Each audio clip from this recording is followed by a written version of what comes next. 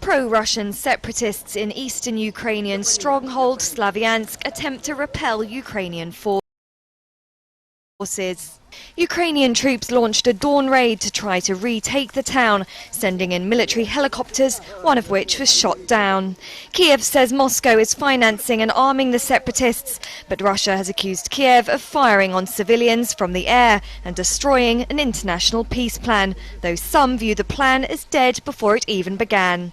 BGC's Mike Ingram. Frankly, I was amazed that anybody thought that anything of any use whatsoever had been agreed at the Geneva conference just over a week ago. I think the longer-term situation in Ukraine is partition. I don't believe that Ukraine is governable in its current shape. It's an escalating situation that these officials wanted to avoid. It was hoped this meeting in Poland between Ukraine, the EU and Russia would hammer out a gas supply agreement.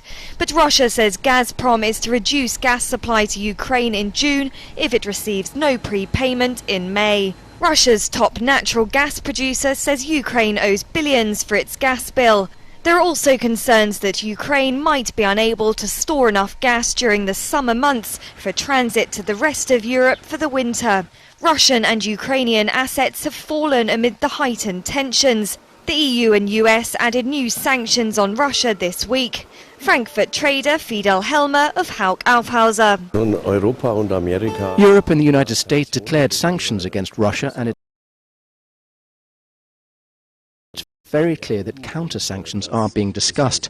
But this could certainly have very negative consequences for Russia, because the Europeans and the Americans are already in the process of finding alternatives for gas deliveries.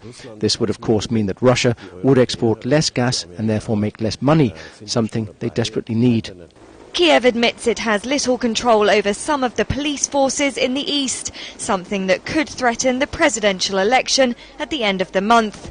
This week's dramatic developments raise the stakes.